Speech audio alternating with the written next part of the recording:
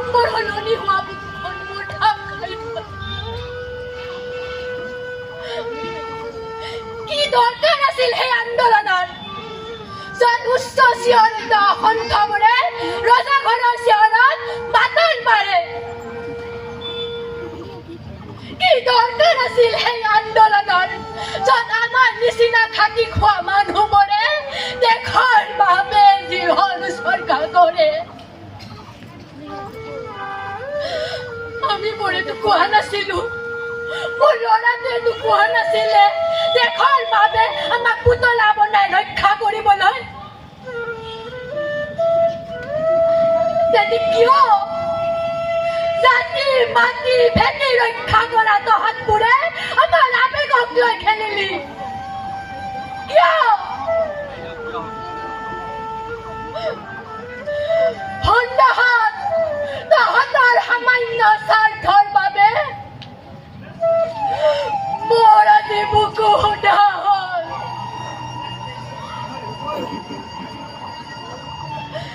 কেঁচা তেজক অৱজ্ঞা কৰি চকুলৰ জীৱন দিবলৈ তহঁতৰ কিয় অলপ বেয়া নালাগিল?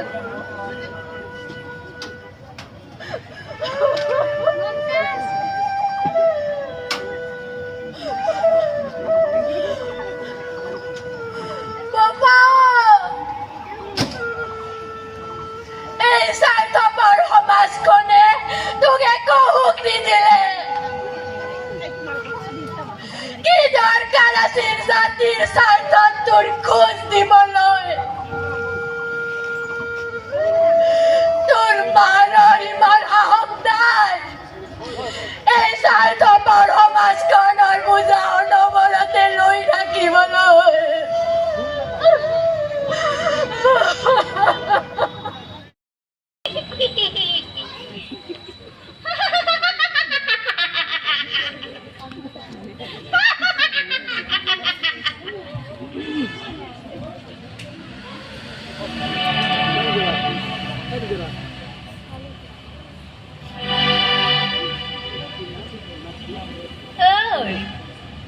তহঁতে মোৰ ফালে এনেদৰে কৈ কি চাই আছ?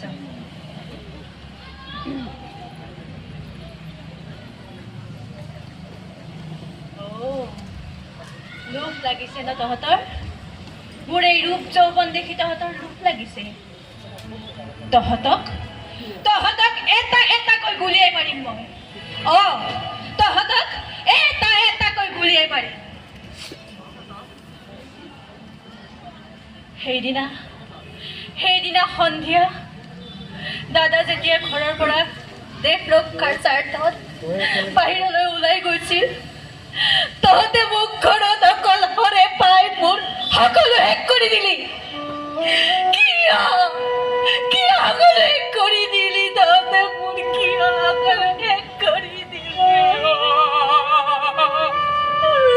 মই কি অপকাৰ কৰিছিলো তহঁতৰ? কি অপৰাধ আছিল মোৰ? এতিয়া মই ডাষ্টবিনৰ পেলনীয়া চাবল। এতিয়া মই এটা শূন্য। এতিয়া মই পাতল পৰা শেৱালি।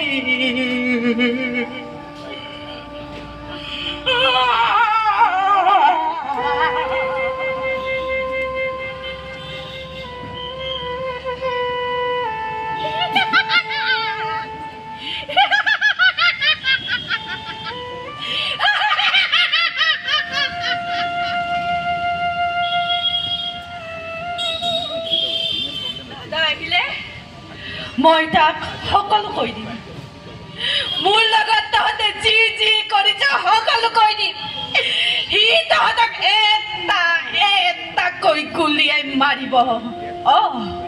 তহঁত এটাও হাৰি যাব নোৱাৰিবি।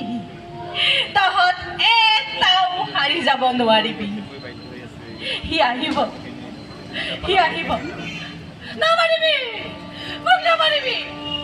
মোক জীয়াই থাকিব নামাৰিবি। নাবান্ধিবি মোক, নাবান্ধিবি।